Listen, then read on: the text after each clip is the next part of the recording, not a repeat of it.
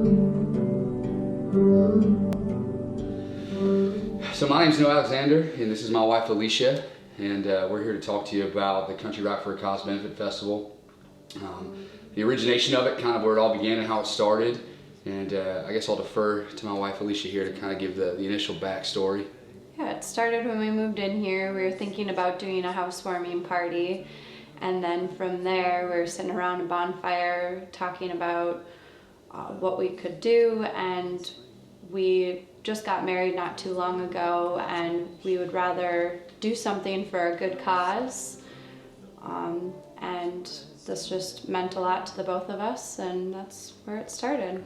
So originally it was, I think the first one we had was right here in our own backyard.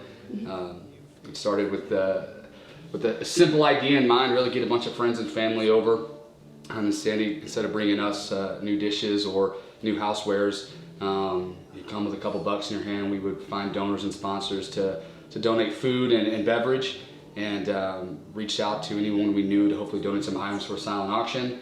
I was lucky to have some friends who at the time were in a band, Clever Trev, who will be performing also at the Festival of the Caboose, and his band, Riot Forgery, volunteered their time to come and play here. And it was great. It was a great gathering of our friends, our close friends, a lot of our family, and quite a few new friends we made that day. And it was a celebration of live music, and raising money for that time was the Wounded Warrior Project. It's amazing how far this thing has came, from the first year to kind of a ragtag band playing, to the second year where it was 2 bands playing, and now the third year where we've got over 10 bands playing. We're playing at the Caboose.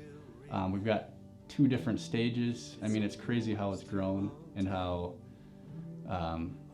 many people have banded together every year, and it just keeps growing and growing. And I'm really proud that I've been part of it since the beginning, and now it's grown into this big festival where we're expecting a pretty good turnout, and it's going to be a good time.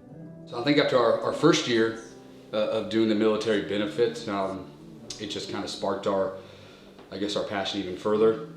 And it was such a great success. I think we raised around $3,000 in our first year, and the really cool thing about it was all a pro bono volunteer basis. Me and my wife, we didn't spend any money. We didn't force anyone to buy anything or to pay for anything. It was, hey, we've got free beverages, we've got free food, we've got live entertainment. Come, and if you want to donate some money and throw in some cash to the bucket, and you want to bid on a silent auction item, then great. But it really was a no pressure environment. We didn't want to have any strings attached. We wanted to make it kind of a fun, family-filled day where we could also hopefully make a positive impact, and we were successful at it.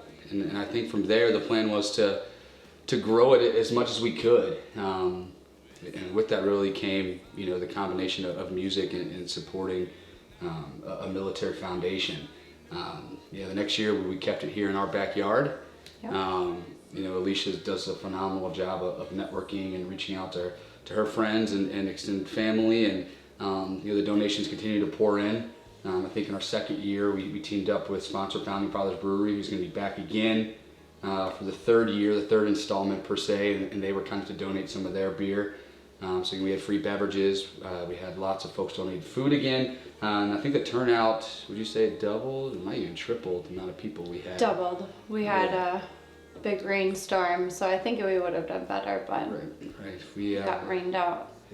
The good news is that we were gaining traction, and people were pulling up on their boats. We had the doors wide open, strangers were rolling in, hearing the live music, and that was really kind of right when the Plothounds were starting. So we definitely used as an opportunity to perform our music. At the time, Josh Brown, who played lap steel with us, was also another band called Buck Rodney, and they were kind enough to donate their time to perform as well.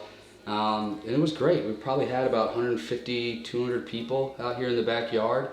If it wasn't for the rainstorm, I think we would have done a really good job with donations. But I think that past year we got up a little bit north of $4,000.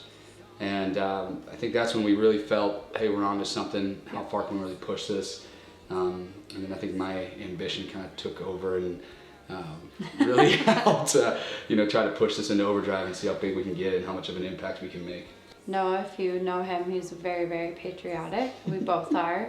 But we have some close friends and family members that are military, so it was kind of close to our hearts and family and friends, and so something that we could relate to and feel a passion for helping. Yeah, and you know, anytime you combine two passions, and two of my biggest passions are certainly supporting the military and also music. So you know, it's a win-win to put two things that I care deeply about, and also that Alicia cares deeply about, and you know, put that passion, that energy to good use.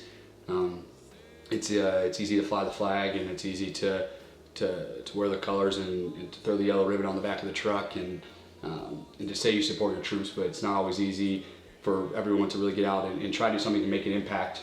So if I had the opportunity to do so, if we had the opportunity to do so, we certainly wanted to be proactive and really actually do something constructive to support those who are over there serving. It's crazy to think of where this festival could go in the future, especially at the rate that it's grown from a few years ago to just one band to now where we've got 10 bands and we're at the Caboose. Sky's the limit, really, and you look at the power of a good cause like this, you could really grow and every year get bigger and bigger. Yeah, first and foremost, I think the Wounded Warrior Project is an outstanding organization. You know, one that we were thrilled to partner with and support, and they were great to work with as we started to build out this event. But as time progressed, you know, we thought that our dollar can make a much larger impact here locally. You know, a dollar to an organization like the Minnesota Military Foundation might mean a little more, might be able to create a little bit more change than a dollar might right now for the Wounded Warrior Project. So from my perspective, it was definitely about bringing it local, making as big of an impact local as we could, working, you know, everyone who comes and volunteers is local here in Minnesota. I know I'm from Georgia and I was born and raised and I always my home, but Minnesota is really the place I call home now. So being able to pull in and have that local mentality, and then obviously how that ties into music is with local musicians, it seemed like a complete fit. Yeah. I think first and foremost, I think historically, you know, country music, you know, Americana music has always had a underlying root with, I think, a certain degree of patriotism and supporting our troops and being hopefully a champion for them. So to me, it was a natural transition with the Plot Hounds, then obviously, you know, reaching out to folks in that community. Through my band playing out, we've had the opportunity to meet and play with a lot of the folks who are playing the show with us. And in the music community, especially here in Minnesota, is a really special one. You know, everyone's willing to help each other out. It's very supportive. So when I came up with this idea, you know, it was almost having to turn bands down. Everyone was so excited to be a part and be involved in it. And I think that just goes to show, you know, the character of the people who are performing here at this event, and that everyone really does care. And I think another thing worth mentioning is, you know, all these bands are donating their time. You know, we're not, you know, the Plot Hounds aren't, any other bands are not taking, you know, any income from this event. You know, all the proceeds and profits go directly to the Minnesota Military Foundation. So really everyone is taking a lot of time out of their day, which we certainly realize is very minuscule compared to what our soldiers are doing. You know, but this is really about raising money, you know, for the foundation and trying to make as big an impact as we can. So many friends and family that contribute in so many different ways, and networking, people that we've met through this that have been willing to help out and reached out to either Noah or myself, and that continue each year to want to help out. And it's such a wide variety of things that people do, whether it's friends that are wanting to, a business that they have wanting to bring people in there and donate for a cause, or people that make and spend their own time doing things. We just have so many people that have been wanting to help out. Yeah, I think continuously. I think in years past it's been anything from a homemade gift basket that's been donated to, last year we reached out to Bubba Watson, the golfer, and he sent over a signed Masters flag. I mean, it's really quite the spectrum, and it takes, I mean, it's about an 8-month planning process trying to reach out to people and solicit donations. It's been a long process, been an easy one because people are so willing to support and hop on this cause. We're fortunate with that, and this year I expect us to have some pretty cool items up for the raffle. You know, all the bands that are doing their time to help out and perform are also doing everything they can to now tap into their networks and to reach out to people they know and respective business owners or other celebrities, or really anyone to donate any kind of item that'll help us raise some money. I think the evolution has been an exciting one. From literally being a small intimate gathering in the backyard to last year a mini music festival of sorts with a substantially larger audience and crowd that came out to support, to now really transforming into a Minnesota music festival that highlights hopefully some of the best bands this town's got to offer, and supporting one of the best charities here in the state. I think the long-term goal is to continue to grow it, make it as big as possible. I mean, what's the end goal? The end goal is to raise as much money as you possibly can to make the largest impact you can, and the only way to continue to do that is to continue to build, make it larger, continue to get more bands involved, to grow the venue, to grow the audience, and with all those things we'll hopefully grow the charitable donations. So like Woodstock, but like in 5 years. First and foremost, you're gonna see a community come together for two reasons. Hopefully for some really good live music and to support an outstanding foundation like the Minnesota Military Family Foundation. You're gonna see hopefully a lot of money raised. Aside from that, you're gonna see everything from blues music to pure traditional country to honky tonk to rockabilly. You're gonna see some amazing acoustic performers on the outdoor stage. It's gonna be a fully packed event. There's not gonna be much quiet or downtime. So hopefully it'll be highly stimulating for everybody involved.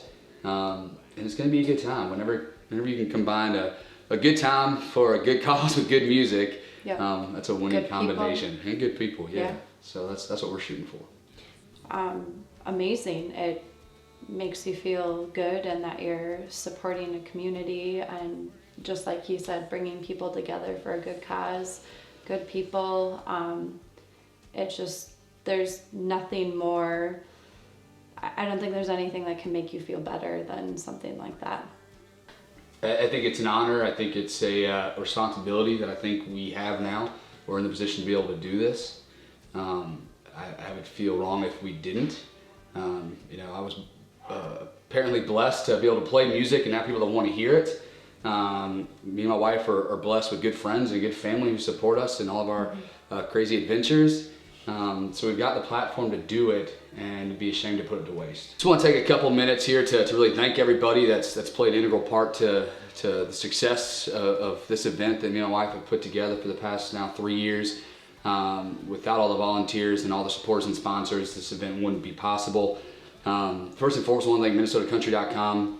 They've been absolutely tremendous to work with, donating and volunteering their time to do tons of marketing promotions and to really help expand our network and our reach. Also want to thank Twin Cities Media as well as the Rubin family. They've been going house to house chasing down us crazy musicians to shoot these promo videos that you're watching right now.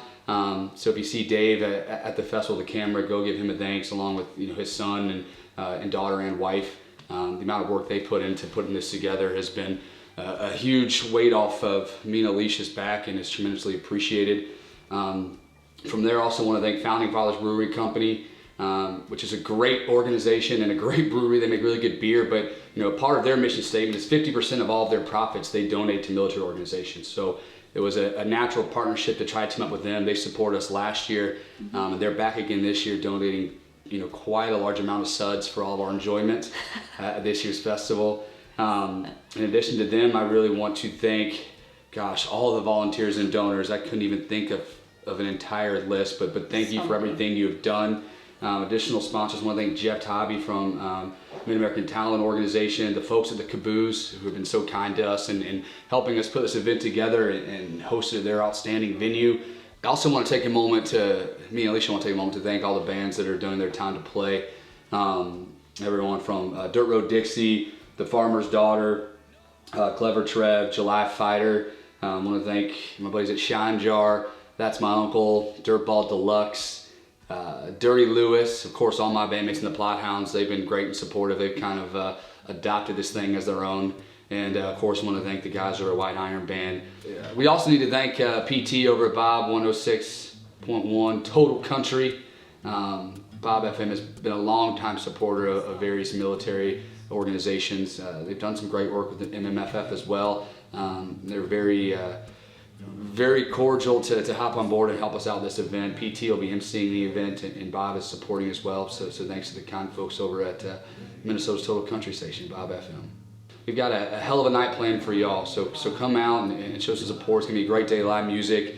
Donate some items for the raffle. Drink some cold beer. Let's have a damn good time. Thank you, everybody. Thank you.